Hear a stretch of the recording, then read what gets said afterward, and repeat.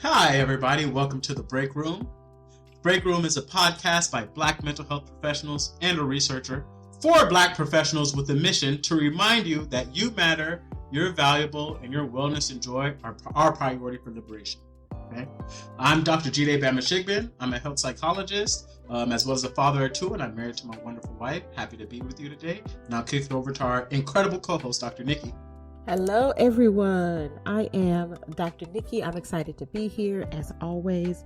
I am a licensed psychologist, PsyPAC credentialed in the state of Texas, which means a fancy term for saying I can do therapy virtually for folks in about 26 other states. And I focus my practice on Black women and couples, relational and sexual wellness. And then I also do racial equity consultation and training for small to mid-sized organizations. And I'm ready to get into it because today's conversation I think will be interesting. It 100% will. Our topic for today, we're going to talk about some, how do I put this? We titled it New Yorker racism, but it's more about like racism in the mainstream media. Okay, so I'll give you a little synopsis for our listeners, cool. and then we'll get to it. Okay, so the New Yorker, it's a famous magazine. It's been around for a long time in the United States. They have some of the best. It's a very prestigious job to work at the New Yorker. Like you're a good journalist if you get to work there. So recently. I mean, not that recently. It's been a few months, but we're just going to talk about it. Aaron Overbay, who was a journalist there, took on a research project combing through back issues of the New Yorker and started tabulating the race and gender of the people who wrote and edited the magazines. And what she found, almost none of the... Are you ready? Over 40,000 feature articles and reviews had been edited by a Black person. Only a tiny fraction by Black, Latino, and Asian American women. Okay. Wait, over 40,000 had been? Had not been. Like, okay. Out of those 40,000, very few, almost none, and a very small fraction had been done by Black, Latino, and Asian American women. And this is a magazine going back to 1925. Okay. So she posted those findings. And she was out of there, okay? to make it clear, she don't work at the New Yorker no more. Pack it up.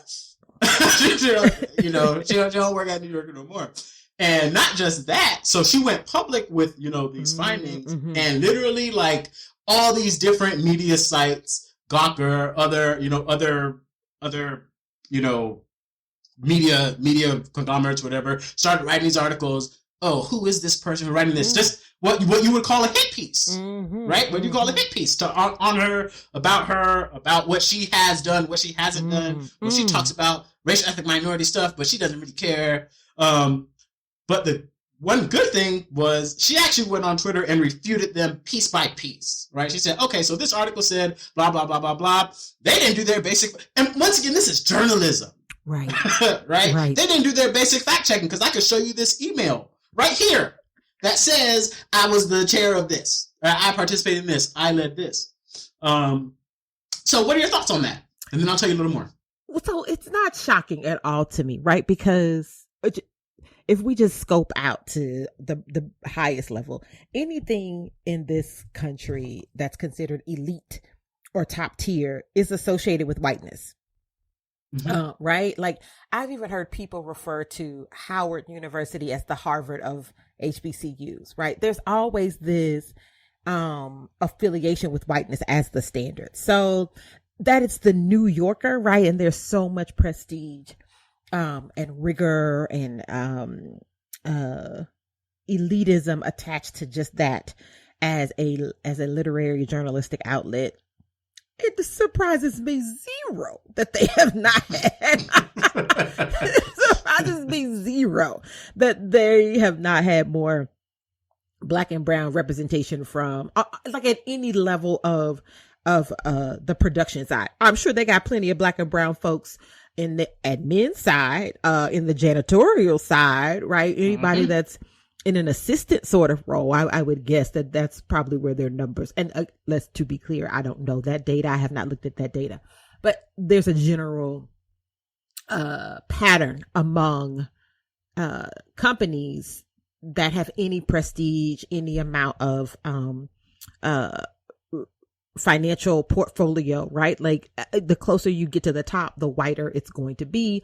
And typically also even the more male it's going to be, right? And journalism has been a particularly gendered biased field. So that surprises me zero. What is interesting to me is that my guess is her whiteness led her to believe that that data would be actionable, right? Like there's a level of naivete that she had that like, well, surely once I put these numbers in black and white, people will want to do something about it.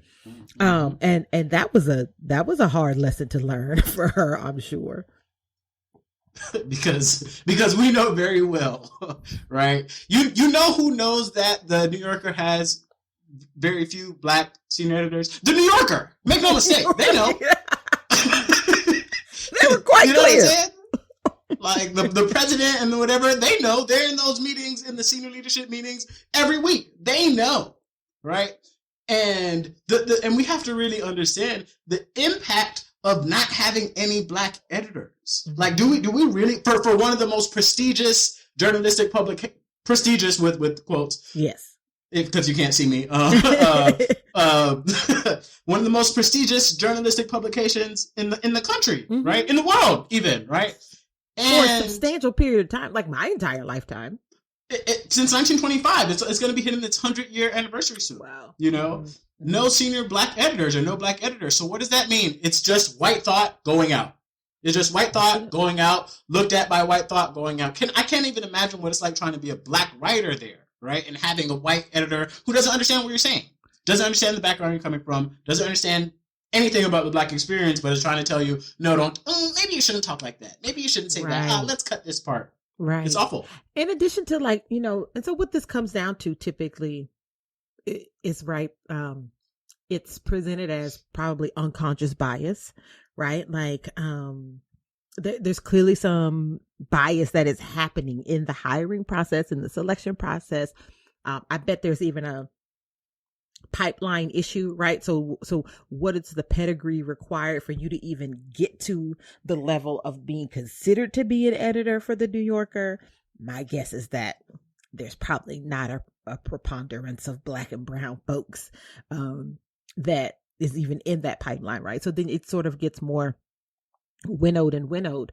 But I bet that they would, you know, as an organization, talk about the merits required, the credentials required to be high performing in an organization like that, or to produce the type of literary content that they do, blah, blah, blah. And we know that's all coded language, right? We know that that's all proxy for upholding white standards. And so it does let us know. And we've seen other companies do this in other ways, right? With the Walmart and the Juneteenth ice cream, right? Like clearly, or then I know Dove has been caught out there bad a number of times with just bad racial implications for major marketing campaigns that they have done. And that's because there's not a person with any connection to blackness and with connection to blackness, with authority, respected, with power, with influence in those rooms. So yes, it's almost 100 years of, what is that, 97 years of biased journalism in that way, right? So she left. She got fired summarily, Jide? She got fired, I believe. Okay.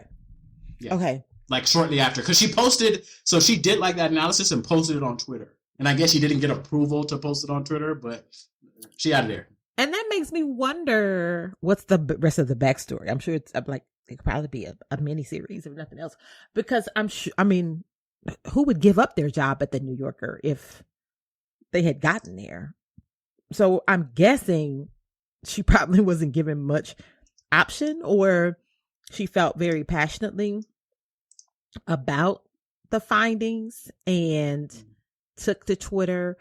Are there like whistleblower laws that she could be like? I wonder, I don't know all the details around that, because I remember when Homegirl came out about Facebook, Meta last year, and she was a whistleblower, and she kept her job. I think on some level it's not quite whistleblowing. You know, like just showing the diversity statistic, because they can, and here's what happened. They always will try to say, well, she wasn't fired because of that. She was fired because of other stuff, right? And it's always, what is that other stuff? But you know, as I do, right? That's just the cover. You know, they're making up the story as they go along, right? I am intimately familiar with how that process works. She was fired for a pattern of conduct that was considered disruptive to the operation of the magazine. Of course and it that was. undermined the journalistic ethics of the magazine. Of course, because she was trying to tell some truths that were uncomfortable, clearly. Always. And, you know, I want to get back to your point about her thinking her whiteness would protect her. So on some level, like, I'm like, you know, you did the right thing, actually, like by pointing out and just giving it out to the world and letting you know, hey, y'all, like, this place racist. You know, I want you to know this place racist, right? They don't care. That's strong, but also she's received like so much support and so much whatever in types of ways that, you know, if me or you try to talk about racism in our workplaces, right? Granted, she works at the New Yorker, so I want to admit that it is the New Yorker, right? But I've worked at huge places. I have worked at the number one applied to university in the country. You know what I'm saying? Like. But, you know, when I say, oh, well, racism happened, true fly, don't bother me. You know? Don't say that. Yeah. And, you know, there's always this fine line that most Black and brown folks have to walk in the workplace of, how much do I tolerate for the sake of being able to be here, to continue to do my job, make a living, to continue to engage in my own career and professional development, and still show up authentically to speak truth to power, so to speak. But we also know there's a level of threat that sort of sits with that, right? Because sometimes even naming the experience is problematic enough. It's seen as threatening. It's seen as contentious. It can warrant a lot of backlash, you know, and then you sort of get, you can still sort of get relegated to being, what do they call it? Like, having your voice diminished overall, because they'll be like, oh, well, you know, Chide's always playing the race card. Well, you know, right. Nikki's so sensitive about race. You can't say this around her, or you know, you become that person. And so that's even your calling out racial inequitable practices can be used against you, all under the beautiful framework that is systemic racism. Like, it's always working for itself. It's always upholding itself. So I'd just like to give our listeners just a little more context into these numbers. Okay. So this is the New Yorker. Between 1990 and 2020, only 3.6% of the book reviews published in the magazine were by Black critics or writers. Less than 1% were by Indian American writers. not 12%. 12 were by Asian Americans, and 7 were by Latinx writers. 28% were women. Wow. That you could count them. During the same period, 0 film reviews, 0 art reviews, 0 classical music reviews by writers of color. By 2020, it had only published 4 book reviews by Black women ever. Okay. Then once again, I can't stress this enough. This has been around for 97 years. Okay. But this is what we call cultural racism. Like this is how deeply we could definitely say anti-Blackness, but around sort of white elitism and things attached to whiteness as cultural artifacts get codified as being the standard, right? Whenever you say the classics or classical music, it's not referring to a djembe. Like, it's not gonna be right. That's not not what comes to mind, right? It's all European. It's all white, right? Did you say a djembe? I did say a djembe. You're right. Your point is right. I just have to acknowledge that you just said that. But absolutely, absolutely, it's going to be attached to a European instrument, a European style of composition of music. Like, we've named these things to represent who and what has access to being revered, to being held as the standard and the default. So, it's like, when I used to, back in the day when we had bookstores, and I've always been an avid fiction reader, and I would go in a bookstore, and in the quote unquote African American section, they would have everything from Roots to like an encyclopedia, like anything that had anything to do with Blackness, tangentially even in one space. And I'm like, Octavia Butler is a science fiction writer. She's Black, but she's a science fiction writer. She's won Hugo Awards for her writing, but she's over here in the same space section as like, Terry McMillan. Like, no disrespect to Terry McMillan, but boo, y'all not on the same level. Like, y'all are doing very different things, right? And so, of course, those sort of ideas and concepts that you could evaluate and have a standard of excellence around any artifact from, about, centering a racial ethnic group that is of the global majority that's not white folks, right? Just would not even come into comprehension for them. That surprises me zero. And then I think we have to think on the other side too about the structures that facilitate that. Right. Yep. Because, I was listening to an interview with Gina Prince Bythewood. Yep. And, they were asking her directed Love and Basketball, a Black classic, and was not given, I have to say this every time, and was not given the opportunity to direct another movie for a decade. Okay? A decade. And that was her point. Her point was like, yes, we have seen an increase of Black films. We've seen an increase of Black actors in leading roles. We have seen more variety in the types of Black films that can be produced. And she said, and still the major production houses will say, well, we already did like 2 Black films for the year. Wow. You know what? Do we need to do another one? Right.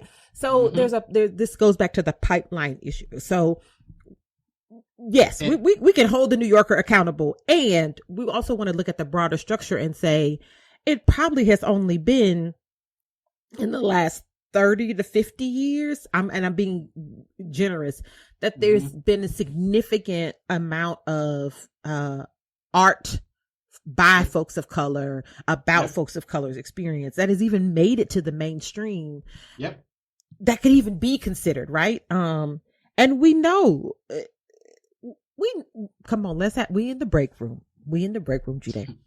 We know Black people just started getting real good movies. Like, there was a period of time where we would get a movie, and if it wasn't about like gangbanging or criminality, we had like a spoof or like a comedy. Like, that would be it.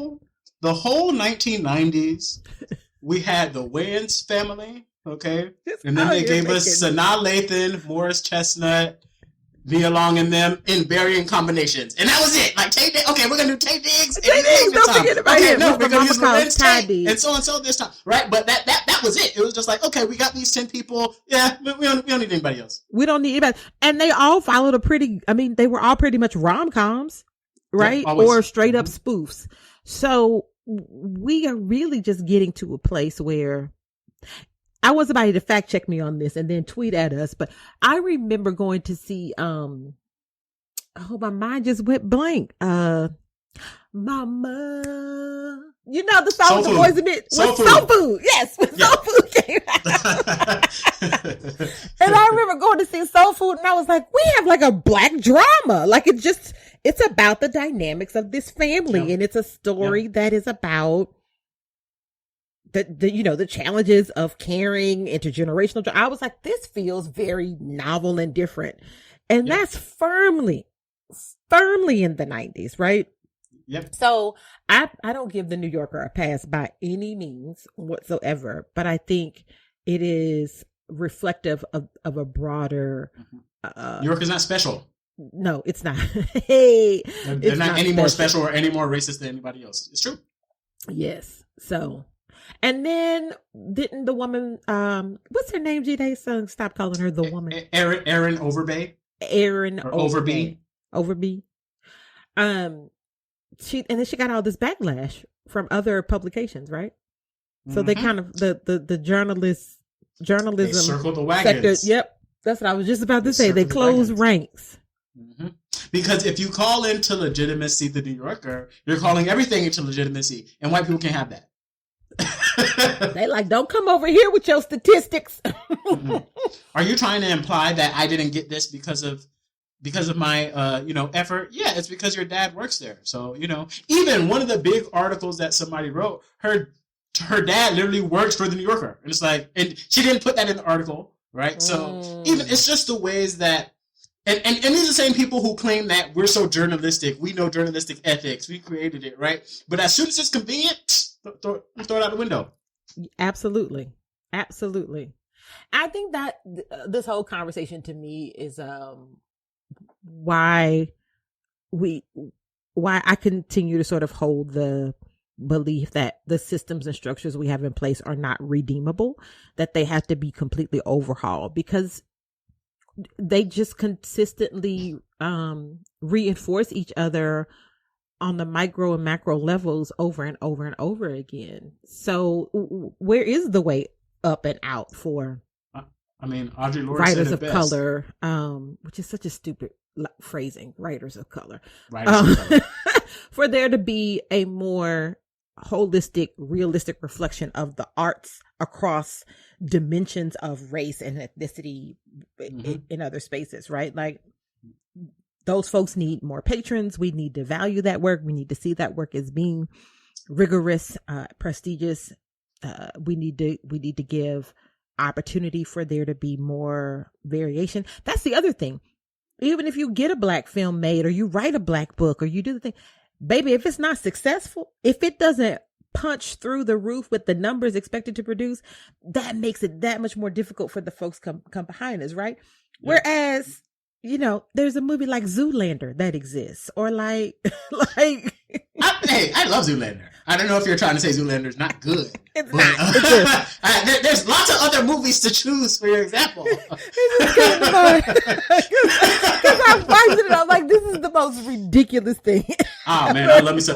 Your point is well taken. I won't stand a Zoolander slander, but your point is well. Thank you. Well taken. Thank you very much. We do have to also be twice as hard for half as good. My God. That's what it means to be Black. I'm so sick of it. I'm so sick of it. So I hope she continues to do some truth telling, right? Like, I love the phrasing that if your allyship doesn't meet the level of John Brown, I'm not interested, right? And so she I wouldn't say she's John Brown status, but she got in the stratosphere. Mm-hmm. I'm curious to see what she continues to do with this platform. What personal lessons did she learn? What is she going to do next? Who else can she hold accountable? One of the most important things white people can do is put the information out there so we don't think we're... Because also, they gaslight us. You know what I'm saying? And to be like, no, it's not a problem. It's not a problem. But there's white people in the room who know when somebody's being racist. Right? Because they're in the room when the decisions are being made. So at least if you can just speak to us after the meeting. And because they come to us after the meeting to say, oh my God, that was so horrible when Carol said that. Like, so you were there. Oh, you noted it as well. But yet you remained silent. They know. What you coming to me for? I know what happened. I was there. It was aimed at me. Yep. They know. So The question is, what you going to do with the information? What will you do differently? And that's the question that white people need to answer for themselves. Where is what are you all gonna the do? anti-racism classes and certificates that came out in 2020? Did y'all put them in the drawer? They kept collecting dust. Y'all better dust them off and get back to it. You're right. You're absolutely right. So, let's end the conversation there. Oh, we thank you all for joining us here in the break room again this week. We love to engage with our listeners, so make sure you tweet at us at the break room. And then we also have, I always get this wrong, Janae, living-corporate at the break room at living-corporate.com. living-corporate.com. I'm the worst at it.